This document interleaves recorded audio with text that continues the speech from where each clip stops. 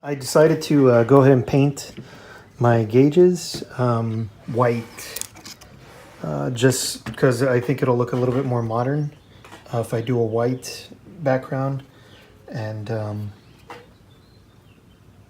and I have everything else taped up. I have the actual reading and the needle itself.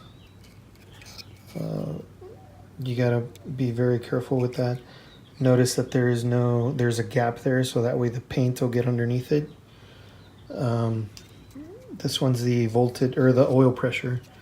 See, and I label it, and then this way I know where it's going to go accordingly whenever I put it back. So this I know is going to go here. Probably the hardest thing about this, I would say, is maybe these little screws. I'm kind of using these needle nose pliers to kind of like twist them down. I don't have a socket that fits those. But other than that, I mean, that's probably the hardest thing. Taping everything up, making sure everything's taped up. The needle, you don't want to pull the needle out accidentally, so make sure you just are careful when you're taping it, leaving a gap. Anything that you don't want to paint, obviously, you're going to have to tape up. So I don't want to... This is the odometer, and this is the trip. This is the fuel gauge, which I have already taped up, because I want to leave that orange... the needle look to it. I really like the way, I think that'll look really good with the white gauges or the white backdrop.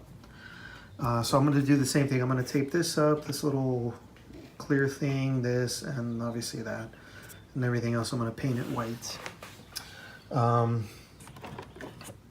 Other than that, it really wasn't, like I said, too difficult. I did notice one other thing, that one of my lights was not working. Oh, very important, whenever you guys pull this out, this piece, and let me just take this off so I can show you. Okay, so whenever you guys are attempting to pull this out, it goes like this. Whenever you guys are attempting to pull this out, make sure you guys pull it out as straight as you can. It is kind of jammed in there, but you have to make sure that you take off the bolts, or the nuts, I'm sorry. This one, all these that are here, there's none back here. There's another one here. So make sure that these are taken off. Once those are taken off, that's it. It's just a matter of being careful with it, not prying it or anything. Try to pull it up as straight as you can. You can probably pry a little bit from one side and then from the other, and then pull it straight out, and then that should release. Because on the back of these gauges, if you notice, there's a bunch of pins, and the last thing you want to do is break any of these off. Otherwise, you'll be making a trip to the salvage yard to buy a new instrument panel. So you want to be very careful when you take these off. You don't want to, you want to pull them, like I said, straight up, as straight as you can to release them. Once you take off those screws, it just pulls straight up. After that, it's just a matter of taking off these screws that basically go behind this, and then you can take all this off. That way you can tape it up. I did notice on one of my lights, I'm going to show you, this light actually was not working at all, and I found out that one of these little copper things was actually torn. This can't remember what you call this material. It's like a circuit board, but not really. Anyways, one of the copper leads on this one was actually torn, so this one, even though it was twisted on, wasn't making any contact. So what I did is I jumped it. You just have to make sure you follow the line. Since this one was ripped, you see the ribbon, it goes up and it actually connects to this one. So I jumped from this one to that one, and that worked. That solved my problem. That might be useful for you guys if you have lights that don't work. All you really have to do is I didn't solder this on or anything. I just pretty much twisted the end. And then you can see I kind of just tried to crimp it in between the post of the light and the board. That way it'll make contact, and then that way that runs and connects with this one. If it's this one, then it would be the opposite one. It depends which light it is. You just kind of have to look. If your light is this one, then you already know it's this top one that goes to this top one, and this bottom one goes to this bottom one, just by looking at the way the circuit runs. It's really just common sense. If for whatever reason you mess up, like if for example, if I would have put this jumper on this one, on the bottom instead of the top, whenever you turn on the lights, you'll actually blow the fuse. So the good thing is you have a fuse in your fuse box, and that'll trip, and then you know you got it wrong. So then all you have to do is wire it correctly, and then just switch out the fuse and put on the correct one, and that'll be it. I swapped to these LED bulbs.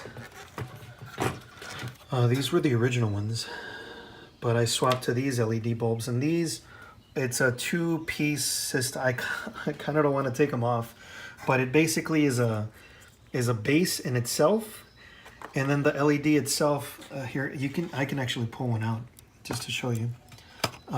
See, so it's a base, and then it's an LED that goes onto it, and I thought that was pretty cool. I got these from Super Bright LEDs. All the lights that I've gotten for my 93 Chevy S10, I've ordered from these guys. You pretty much just enter your year of the vehicle, the make and model, and after that you pretty much just, you know, look for what you need. If you need instrument panel, instrument lights, the courtesy lights, the tail lights, they have everything. So, and they're all LED. I bought these, I think they were like $6 each or something like that. I ordered 6 of them, and I paid about $39 for all 6. These don't even, I mean, they light up, but I'm not worried about those. It's mainly more these for the show. And then, like I said, with the white backdrop, it'll look really, really nice. And then with the red needles, it'll look nice. So that's pretty much it as far as how to take that stuff apart. This piece of glass or the acrylic sheet, I mean, it's just a cover. It's the same thing.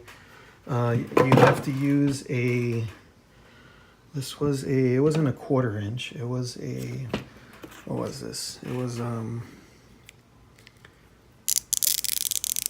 730, yeah, that's right. I don't know if you guys can see that. 732 was the socket size for these small screws. So hopefully that'll help. Yeah, if you guys need any LEDs for your vehicle, make sure you check these guys out. They're pretty cool. As far as pricing, they're very comparable to, you know, if you were to go to like the Amazon, because I think the first set I bought of LEDs was from Amazon, and these guys, those particular bulbs, in fact, were actually cheaper with these guys, and they fit. With the ones on Amazon, I had to return them because I had an issue with them.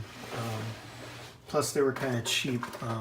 These were actually the bulbs that I bought from Amazon, and these were for my turn signals, and these were way too long. And when I bought them from these guys, they were perfect fit. Like, I didn't have to do anything. These were way too long, and on top of that, look at the quality. I mean, these little things just started falling off. This is one of them, and this is the other one. See, 3 of those little amber lights or whatever fell off. So these 3 don't even work.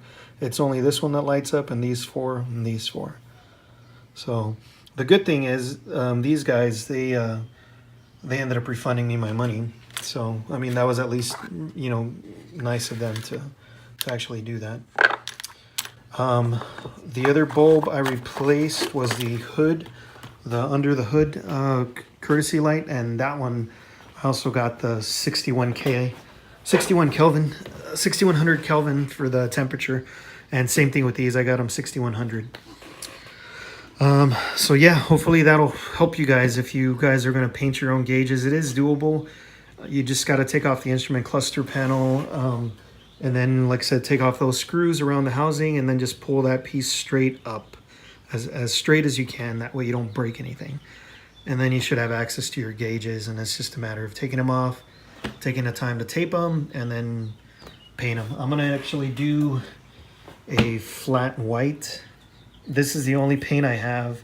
I don't want to go to the store and buy more paint, so I'm gonna use this on the spray gun and spray these pieces. All right, hopefully that helps you guys. Thanks.